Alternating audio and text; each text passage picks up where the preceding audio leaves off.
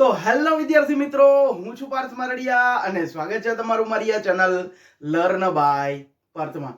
તો હવે આના આગલા લેક્ચરમાં આપણે શેર મૂડીનું ચેપ્ટર ચાલુ હતું અને શેર મૂડીમાં આપણે દાખલા નંબર 5મો, 6થો અને 7મો થઈ ગયા છે. તો આજે દાખલા નંબર 8મો કરવાનો છે, બરાબર. એમાં કયો છે તો કે ભાઈ આપણને છે શેર બાર પાડ્યા હોય, બરાબર. તો કોઈ વ્યક્તિ છે એ આપણને એડવાન્સમાં રૂપિયા આપી દે છે, બરાબર. કોઈ પણ સ્ટેજના અરજી વખતે, મંજૂરી વખતે અથવા તો આખરી હપ્તા વખતે. તો એ રીતના આપણે અગાઉથી મળેલા રૂપિયા છે એની કઈ રીતના એન્ટ્રી કરવાની ને એ આપણે આ વિડીયોમાં જોવાનું છે. બાકી જો વિડીયો તમને જોવાના ગમતા હોય અને વિડીયોમાં સમજાતું હોય તો તમે લાઈક કરી દેજો અને કોમેન્ટ પણ કરી દેજો. તો ચાલો આપણે દાખલા નંબર છે 8મો. રકમ તમને સાઈડમાં દેખાતી હશે, જોઈ લેજો. વ્યારાની ચૌધરી એગ્રો લિમિટેડ કંપનીએ 5 લાખ ઇક્વિટી શેર અને શેર દીઠ 10 રૂપિયાના ભાવે શું કર્યા? જાહેર જનતામાં બહાર પાડ્યા. 10 રૂપિયાનો એક એવા 5 લાખ ઇક્વિટી શેર બહાર પાડ્યા. કેટલા શેર? 5 લાખ ઇક્વિટી શેર જાહેર જનતામાં બહાર પાડ્યા. અને કંપનીએ અરજી વખતે 3 રૂપિયા, ચાલ આપણે લખતા જઈએ. અરજી વખતે કેટલા રૂપિયા? 3 રૂપિયા. મંજૂરી વખતે કેટલા રૂપિયા છે? જોજી, મંજૂરી વખતે છે 4 રૂપિયા. અને પ્રથમ એન્ડ આખરી હપ્તો, પ્રથમ એન્ડ આખરી હપ્તા વખતે કેટલા રૂપિયા છે? 3 રૂપિયા. આ રીતે કંપની છે એ ટોટલ શેર હોલ્ડર પાસેથી 10 રૂપિયા મગાવે છે, મંગાવવાના નક્કી કર્યા. અને કંપનીને જાહેર જનતા પાસેથી 5,75,000 અરજી મળી. આપણે બાર કેટલા પડ્યા હતા? બાર તો 5 લાખ જ પડ્યા હતા અને 5,75,000 અરજી આપણને મળી છે. તો આપણે મંજૂર કેટલા કરવાના? તો કે ભાઈ જેટલા બહાર પડ્યા હોય એટલા જ મંજૂર કરવાના હોય, બાકી શું કરવાના હોય? ના મંજૂર કરવાના હોય. તો ટોટલ અરજી આપણને કેટલી મળી? તો કે ભાઈ 5,75,000 અરજી આપણને મળી. એટલે લખવાનું અરજી મળી. ચાલો એમાંથી શું કરવાનું? તો કે ભાઈ આપણને 5 લાખ રાખવાના છે, તો 5 લાખ અહીંયા મંજૂર લખવાના. અહીંયા 75,000 છે એ શું કરવાના? ના મંજૂર. ચાલો સમજાણું આટલી વસ્તુ. હવે જો સામેના પાને વિરલ કે જેણે 2000 શેર ઉપર અરજી કરી હતી. હવે એક વિરલ છે એની પાસે 2000 શેર છે કંપનીના, તો અહીં લખવાનું. અને ઓકે, 2000 શેરની અરજી કરી હતી. એને અરજી વખતે 10 રૂપિયા પૂરેપૂરા આપણને ચૂકવી દીધા હતા. તો એ આપણને એડવાન્સમાં મળે ને, અગાઉથી મળેલ. તો અહીં લખવાનું આપણે અગાઉથી મળેલ, અગાઉથી મળેલ. ચાલો તો હવે સૌથી પહેલા જો એમાં કેટલા રૂપિયા અને કોણ? તો કે ભાઈ વિરલ છે એને એના 2000, વિરલ 2000 શેર ઉપર શેની રકમ? તો કે ભાઈ પ્રથમ અને આખરી હપ્તાની રકમ, અથવા તો એને મંજૂરી અને પ્રથમ આખરી હપ્તાની રકમ એને એડવાન્સમાં આપણને ચૂકવી દીધી હતી. તો અહીંયા લખવાનું મંજૂરી અને પ્રથમ એન્ડ આખરી હપ્તો ટોટલ પૂરેપૂરી 10 રૂપિયા ચૂકવી દીધા હતા એને. પછી બીજું કોણ છે? તો કે ભાઈ એક યજ્ઞેશ છે કે જેની પાસે 2500 શેર છે. યજ્ઞેશ કે જેની પાસે 2500 શેર છે. હવે જો આ વિરલ છે, વિરલ બરાબર, એમને 2000 શેર ઉપર મંજૂરી અને આખરી હપ્તાની રકમ ચૂકવી હતી ક્યારે?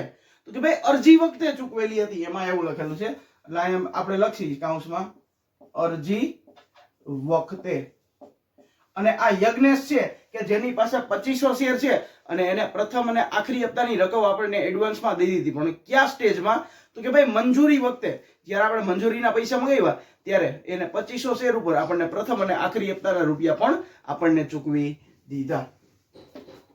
એટલે અહીંયા પ્રથમ એન્ડ આખરી હપ્તો પણ ક્યારે? તો કે ભાઈ મંજૂરી વખતે. ચાલો સમજાણું કઈ રીતે આખી એન્ટ્રી થઈ? આ રીતે પ્રથમ અને છેલ્લા હપ્તાની રકમ છે એ કંપનીને મોકલી આપી હતી. અને આ સિવાય મંજૂરી વખતની તથા હપ્તા વખતની લેણી રકમ છે એ યોગ્ય સમયે મળી ગઈ હતી અને સમયસર પૂરેપૂરી મળી ગઈ હતી. આ રીતે કંપનીના ચોપડે શું કરવાની છે? આપણે આમ નોંધ કરવાની છે. તો ચાલો સૌથી પહેલા આખી રકમ ફરીથી થોડીક સમજાવી દઉં, એટલે પછી આપણે દાખલો ચાલુ કરી. જો 10 રૂપિયાનો એક એવા 5 લાખ શેર જાહેર જનતામાં બહાર પાડ્યા હતા. પણ આપણને અરજી કેટલી મળી? 5,75,000. તો એમાંથી જેટલા બહાર પાડ્યા હોય એટલા જ આપણે મંજૂર કરવાના હોય. તો આપણે 5,75,000 માંથી આપણે 5 લાખ મંજૂર કરશી અને 75,000 ના મંજૂર કરશી. પછી અરજી વખતે 3 રૂપિયા, મંજૂરી વખતે 4 રૂપિયા અને પ્રથમ અને આખરી હપ્તા વખતે 3 રૂપિયા મંગાવે છે કંપની. આ રીતે. પછી જો એમાં આપણને છે આ બે વ્યક્તિ છે એ અગાઉથી આપણને પૈસા દઈ દે છે. ધારો કે ઈ કોઈ પણ કંપની લઈને બેઠા હોય, કંપની મોટી કંપની લઈને બેઠા હોય અને છે ઈ વિરલ એમ કે ભાઈ તમે છે ઈ ઘડિયા વડિયા કટકે રૂપિયા મગાવો, બરાબર, ઈ મને પોહાય નહીં. ભાઈ હું તમને છે મારે તો એટલા બધા કામ હોય કે ભાઈ હું એટલી શું કહેવાય એટલો ટાઈમ આપી શકું નહીં. તો ભાઈ તમે છે ઈ એડવાન્સમાં મારી પાસેથી રૂપિયા લઈ લ્યો. તો મારે છે ને તમે જ્યારે મગાવો ત્યારે મારે કઈ માથાકૂટ રહીએ નહીં અને મારે તમને આપવા નહીં. હું તમને બધા એડવાન્સમાં આપી દઉં છું. એટલે તો વિરલ છે એની પાસે 2000 શેર ઉપર એને મંજૂરી અને પ્રથમ હપ્તાની રકમ આપણને એડવાન્સમાં ચૂકવી દીધી હતી. પણ ક્યારે? જ્યારે અરજીના રૂપિયા આપણે આવ્યા ત્યારે. અને યજ્ઞેશ છે જેની પાસે 2500 શેર છે એને પ્રથમ અને આખરી હપ્તાની રકમ ચૂકવી હતી. ક્યારે? તો કે ભાઈ આપણે મંજૂરીના રૂપિયા માંગ્યા ને ત્યારે એને પ્રથમ અને આખરી હપ્તાની રકમ પણ આપણને સાથે સાથે દઈ દીધી હતી. સમજાણું? તો આ રીતે આખો દાખલો કરવાનો છે. તો ચાલો સૌથી પહેલા હવે બેંક માં રૂપિયા આવે. શું કામ? કારણ કે કંપની છે એ શેર બહાર પાડે એટલે કંપનીને સામેથી રૂપિયા આવે. કોણ આપે? તો કે ભાઈ જાહેર જનતા આપે. તો સૌથી પહેલા બેંકમાં પૈસા આવે છે તો બેંક ખાતે ઉધાર કરવાનું. જમા શું કરવાનું? તો કે ભાઈ શેના રૂપિયા આવે છે? તો કે ભાઈ પેલું સ્ટેજ અરજીના રૂપિયા આવે છે તો ભાઈ અરજી ખાતે શું કરી નાખવાનું? જમા કરી નાખવાનું. ચાલો સૌથી પહેલા બેંકમાં રૂપિયા આવે. પેલી આમ બેંક ખાતે ઉધાર. ચાલો કાઉન્સમાં શું લખવાનું બોલો? તો કે ભાઈ જેટલા ટોટલ કુલ અરજી મળી હોય એટલી. કુલ અરજી આપણને કેટલી મળી? 5,75,000. તો અહીં લખવાનું 5,75,000 એને ગુણ્યા અરજી વખતે કેટલા રૂપિયા છે? 3. તો અહીં 3 લખવાના. તો 5,75,000 5,75,000 ગુણ્યા 3 એટલે કેટલા? 17,25,000 પ્લસ હજી જો શું છે તો કે ભાઈ અરજી વખતે જ હજી આ એક વિરલના 2000 છે એને મંજૂરી અને પ્રથમ હપ્તાની રકમ આપણને ચૂકવી દીધી હતી. તો મંજૂરીના કેટલા રૂપિયા છે? 4 રૂપિયા. પ્રથમ હપ્તાના કેટલા છે? 7 રૂપિયા. તો એને 2000 શેર ઉપર આપણને 7 રૂપિયા પૂરેપૂરા આપણને દઈ દીધા છે. બરાબર? એ ક્યારે આવે છે? અરજી વખતે જ આપણને પૈસા આપે છે. બરાબર? તો અહીંયા કાઉન્સમાં ઈ પણ લખવાનું 2000 શેર હતા અને મંજૂરીના 4 રૂપિયા અને પ્રથમ હપ્તાના 3 રૂપિયા એટલે ટોટલ 7 રૂપિયા પણ આપણને મળી જાય છે. તો 2000 શેર ઉપર 7 રૂપિયા એટલે 2000 ગુણ્યા 7 દુને 14 તો અહીંયા 14,000 રૂપિયા આવશે. એટલે 17,25,000 રૂપિયા પ્લસ 14,000 રૂપિયા આ બેનો ટોટલ કરી એટલે એટલા રૂપિયા છે આપણે બેંકમાં સૌથી શરૂઆતમાં આવ્યા હશે. તો કેટલા? તો કે ભાઈ 17,39,000 રૂપિયા થાય. 17,39,000 રૂપિયા. અને જમા શું કરવાનું? શેના રૂપિયા આવે છે? તો કે ભાઈ અરજીના રૂપિયા છે આવે છે. તો જે શેર અરજી ખાતે લખે કોણ? શેર અરજી ખાતે જમા કેટલા? 17,39,000 રૂપિયા. ચાલો બીજી આમ સમજાણું કઈ રીતે હતું એ ફરીથી સમજાવી દઉં. જો ટોટલ પેલા અરજી આપણને કેટલી મળી? 5,75,000 એને ગુણ્યા અરજીના રૂપિયા એટલે 3 કરવાના એટલે 17,25,000 રૂપિયા થાય. પછી હવે જો વિરલ છે કે જે અરજી વખતે જ આપણને મંજૂરી અને પ્રથમ હપ્તાના રૂપિયા આપી દે છે. મંજૂરીના 4 રૂપિયા, પ્રથમ હપ્તાના 3 રૂપિયા. કેટલા શેર ઉપર? તો કે ભાઈ 2000 શેર ઉપર. 2000 શેર ગુણ્યા 7 કરો એટલે 14,000 રૂપિયા આવે. તો આ બેનો સરવાળો કરી એટલા રૂપિયા આપણને બેંકમાં આવ્યા હશે. સમજાય છે? ચાલો એના પછી હવે જેટલા આપણે શેર મંજૂર કરવાના છે એ મંજૂરની આમનોંધ આવે. મંજૂરની આમનોંધમાં મેં તમને શું કીધું હતું? ભાઈ જે પેલી આમનોંધમાં જમા કર્યું હોય એ બીજી આમનોંધમાં શું કરી નાખવાનું? ઉધાર કરી નાખવાનું. જો અહીંયા શેર અરજી જમા છે તો બીજી આમનોંધમાં શેર અરજી ઉધાર કરી નાખવાનું. લખવાનું શું? શેર અરજી ખાતે ઉધાર. રકમ તો એ જ આવે સેમ ટુ સેમ 17,39,000. તે મેં શું કીધું હતું? શેર મૂડી હંમેશા શું હોય? જમા હોય. શેર મૂડી હંમેશા શું હોય? જમા હોય. તો લખવાનું તે શેર મૂડી ખાતે. અને શેર મૂડીમાં શેર ક્યાં લખવાના? તો કે ભાઈ જે આપણે મંજૂર કરવાના હોય એ જ શેર કરવાના. એટલે આપણે મંજૂર ક્યાં કરવાના? મંજૂર ક્યાં શેર કરવાના હોય? જેટલા બહાર પાડ્યા હોય એટલા જ આપણે મંજૂર કરવાના હોય.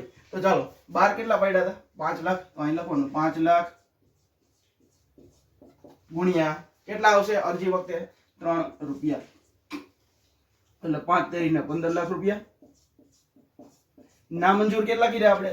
75,000. બરાબર. તો તે આપણે નામંજૂર કર્યા એટલે બેંકમાંથી આપણે પૈસા એને પાછા મોકલી દેશું. તો બેંકમાંથી પૈસા જાય તો જમા. બેંક ખાતે જમા. બેંક ખાતે જમા. 75,000 શેર ઉપર કેટલા રૂપિયા? ભાઈ 3 રૂપિયા. કારણ કે અરજી વખતે જ આપણને મળ્યા હતા ને, એટલે 3 રૂપિયા. એટલે કેટલા આવશે ટોટલ? 75,000 ગુણ્યા 3 એટલે 2,25,000. ચાલો 75,000 ગુણ્યા 3 એટલે 2,25,000 રૂપિયા. ચાલો ટોટલ સરખો થાય છે? જોઈ લ્યો જી. ભાઈ ટોટલ તો સરખો થતો નથી. જે ભાઈ 1739 છે અને અહીંયા 1725 થાય છે. તો હજી રકમ ઘટે ને. કઈ રકમ? કે ભાઈ આપણને એડવાન્સમાં મળ્યા એ તો હજી રકમ આપણે લખી જ નથી. તો જો બેયની અલગ અલગ કરવાની. એક મંજૂરીની કરવાની અને એક પ્રથમ અને આખરી હપ્તાની કરવાની. લખવાનું શું? તો ભાઈ તે અગાઉથી મળેલ શેર મંજૂરી ખાતે. ચાલો શેર મંજૂરીના શેર કેટલા હતા મંજૂરીના? તો ભાઈ 2000 ગુણ્યા કરવાના કેટલા?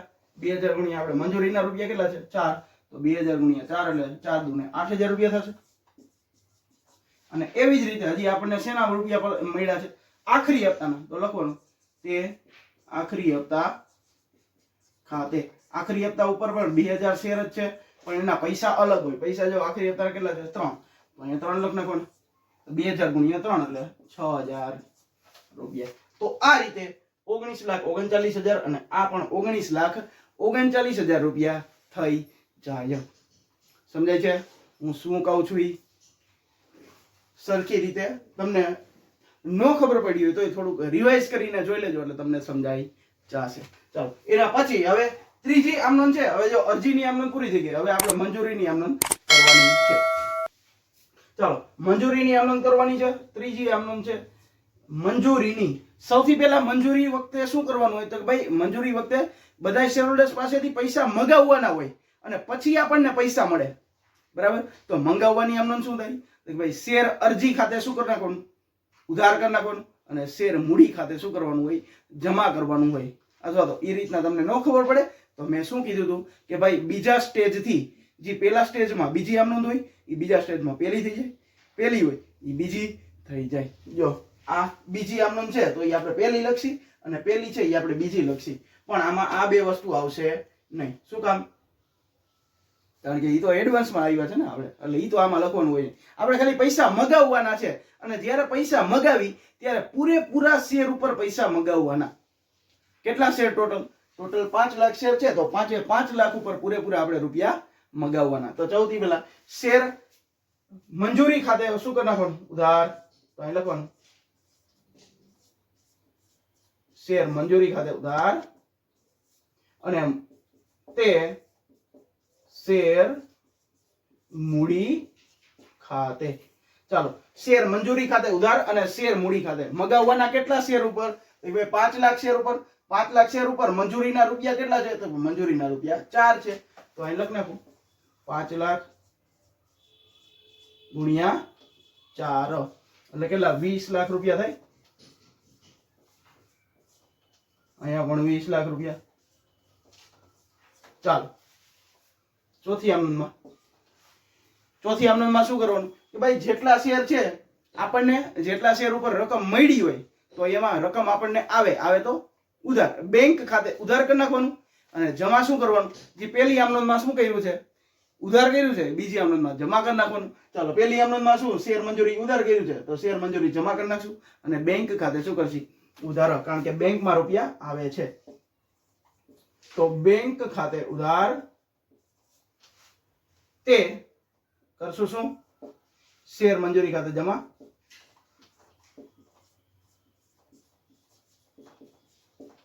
ચાલો હવે સરખું અહીંયા સમજી લેજો. જો શું છે? હવે બેંકમાં રૂપિયા આવે છે શેના? તો કે ભાઈ મંજૂરીના. આપણે ટોટલ મગાવવાના હતા કેટલા રૂપિયા? તો ભાઈ આપણે ટોટલ મગાવવાના હતા 20 લાખ રૂપિયા. બરાબર. કેટલા રૂપિયા મગાવવાના હતા? 20 લાખ રૂપિયા આપણે ટોટલ મગાવવાના હતા. તો આપણે અહીં 20 લાખ લખી. ઉભા રહ્યા 1 મિનિટ પહેલા 20 લાખ મગાવવાના હતા.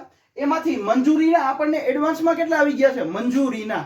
તો આ રહ્યો જો અહીંયા મંજૂરી છે. મંજૂરીના આપણને 8000 રૂપિયા તો આપણને આવી ગયા છે. તો એ તો આપણને બીજી વાર તો હવે આપણને દેશે નહીં. તો આ 20 લાખ માંથી પેલા 8000 રૂપિયા માઇનસ કરી નાખવાના. એટલે કેટલા વધે? જો જી કરો જી. 20 લાખ માઇનસ 8000 રૂપિયા એટલે 19,92,000 રૂપિયા વધે. કેટલા? 19,92,000 રૂપિયા. પછી અને હજી જો મંજૂરી વખતે પ્રથમ અને આખરી હપ્તાના 2500 શેર ઉપર પૈસા આપણને મળે છે. શું કીધું હું? જો યજ્ઞેશ છે એની પાસે 2500 શેર છે અને એ મંજૂરી વખતે આપણને પૈસા મોકલે છે. બરાબર? શેના? પ્રથમ અને આખરી હપ્તાના. તો આપણે આ મંજૂરીના રૂપિયા આવે છે તો એની સાથે સાથે જ આપણે 2500 શેર ઉપર પ્રથમ અને આખરી હપ્તાના 3 રૂપિયા આપણને મળ્યા હશે ને. તો એ તો અહીંયા શું કરવું પડે? પ્લસ કરવું પડે. તો અહીંયા 2500 શેર ગુણ્યા કેટલા કરવાના? ગુણ્યા પ્રથમ અને આખરી હપ્તાના 3 રૂપિયા. તો 2500 ગુણ્યા 3 એટલે 25 7500 રૂપિયા થાય. તો જો 19,92,000 રૂપિયા છે એમાં પ્લસ 7500 રૂપિયા એડ કરી નાખવાના. એટલે એટલા આપણા રૂપિયા આપણને શું થયા છે? બેંકમાં આપણને મળ્યા હશે. તો અહીં લખવાનું 19,92,000 રૂપિયા પ્લસ 7,500 એટલે કેટલા આવે? કે ભાઈ 19,99,500. 19,99,500 રૂપિયા. અને જો આ બેંક ખાતે ઉધાર ઈ આપણે બે ભેગું લખ્યું છે તો બીજી આપણે જ્યારે ઉધાર કરી ત્યારે ભેગું લખવાનું અને જમા કરી ત્યારે અલગ અલગ કરી નાખવાનું. જો આ મંજૂરી ખાતે છે, મંજૂરી ખાતે 20 લાખમાંથી આપણને 8 લાખ આવી ગયા હતા એટલે 19,92,000 રૂપિયા જ હવે આપણને મળ્યા છે. તો એ 19,92,000 મંજૂરી ખાતે અલગથી લખવાના. 19,92,000 રૂપિયા. અને હજી એક જમા કરવાનું. શું જમા કરવાનું? તો કે ભાઈ તે અગાઉથી મળેલ હપ્તા ખાતે. હપ્તા ખાતે. ચાલો અગાઉથી મળેલ હપ્તા. તો આ રહ્યો આ કાઉન્સ કર્યો ને 2500 ગુણ્યા 3 વાળો કાઉન્સ. જો અહીંયા 2500 શેર ઉપર આપણને પ્રથમ અને આખરી હપ્તાના રૂપિયા મળી ગયા છે. ક્યારે? મંજૂરી વખતે. તો આપણે મંજૂરી વખતે જ લખવું પડે. અને પ્રથમ અને આખરી હપ્તાના રૂપિયા કેટલા છે? 3. તો એ આપણે લખવું પડશે. એટલે 2500 ગુણ્યા 3 એટલે 7500 રૂપિયા થઈ ગયા. જેટલા ઉધાર હતા એટલા જ શું થઈ ગયા? જમા થઈ ગયા. ચાલો સમજાય છે ને હું શું કહું છું? બરાબર? ન સમજાતું હોય તો હજી થોડોક વિડીયો રિવાઇઝ કરીને જોઈ લેજો, અથવા તો ન સમજાતું હોય તો કોમેન્ટમાં જવાબ આપજો કે ભાઈ સર આ ચોથી આમનોનમાં ન સમજાણું, અથવા તો પાંચમી આમનોનમાં ન સમજાણું, અથવા તો ત્રીજી આમનોનમાં સમજાણું નહીં. આ રીતે કોમેન્ટ કરજો એટલે હું તમને મસ્ત રીતે જવાબ આપી શકું. ચાલો એટલે આ રીતે બેંકમાં પૈસા આવે તો ઉધાર. બેંકમાં કેટલા રૂપિયા આવ્યા? તો ભાઈ મંજૂરીના આપણે 20 લાખ આપણે મગાવવાના હતા એમાંથી 8000 રૂપિયા તો આપણને એડવાન્સમાં જ મળી ગયા એટલે બીજી વાર તો આપણને મળે નહીં. તો 20 લાખમાંથી 8000 આપણે બાદ કરી નાખવાના એટલે 19,92,000 રૂપિયા મળે. પ્લસ આપણને 2500 ગુણ્યા 3 એટલે 2500 શેર ઉપર આપણને કેટલા રૂપિયા મળ્યા છે? 3 રૂપિયા મળ્યા છે પ્રથમ અને આખરી હપ્તાના. એટલે આ રીતે 2500 ગુણ્યા 3 એટલે 7500 રૂપિયા આપણને મળે છે. તો આ બેનો સરવાળો કરીને અહીંયા મૂકવાનો.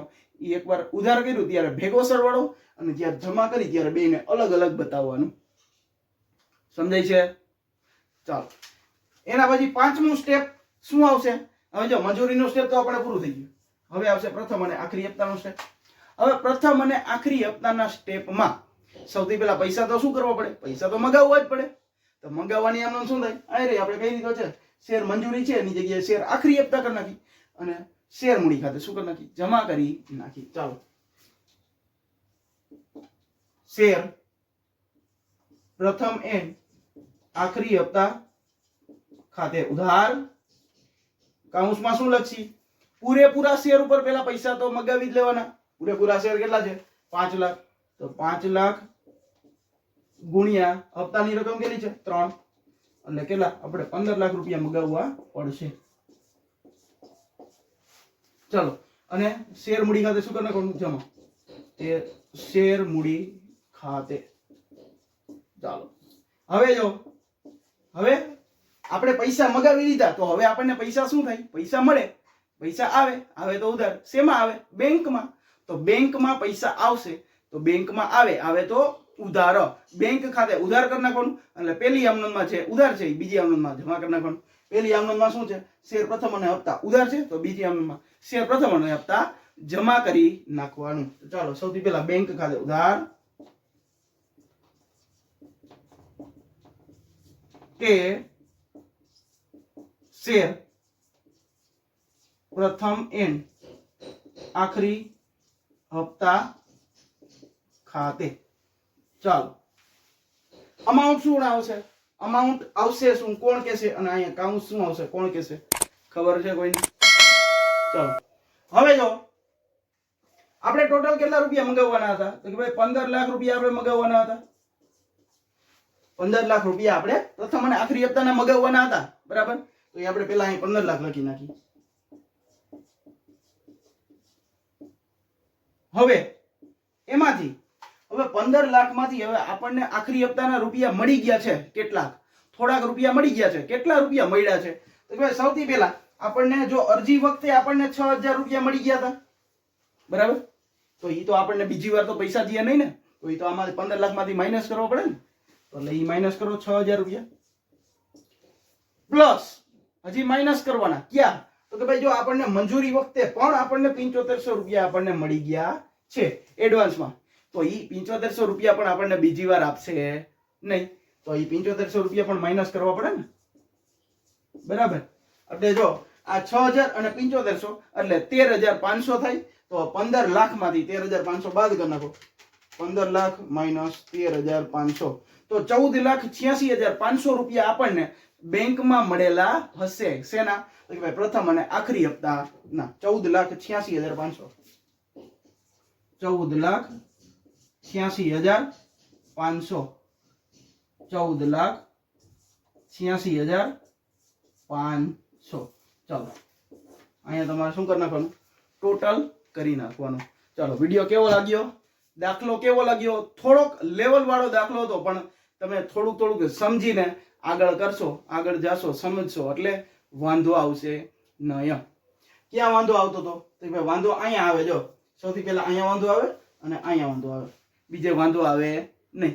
તો તમારે સ્ક્રીનશોટ પાડવો હોય તો તમે પાડી લેજો. ચાલો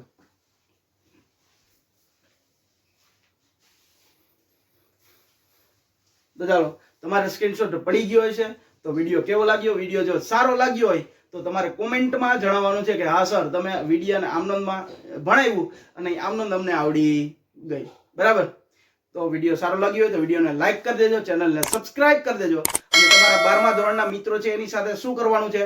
શેર કરવાનું છે કે ભાઈ જે હવે શેર મૂડી જેને નથી આવડતું કે ભાઈ હવે તો આવો ભાઈ શેર મૂડી શીખવા, બરાબર? તો આ રીતે બોલાવવાના છે, તમારે વિડીયો એને શેર કરવાનો છે, બરાબર? અને આ રીતે આપણા વિડીયો જોવાની મજા આવતી હોય તો આપણી ચેનલ સાથે શું કરવાનું છે? જોડાઈ રહેવાનું છે. બાકી આપણે મળીએ નેક્સ્ટ લેક્ચરમાં. ત્યાં સુધી થેન્ક યુ.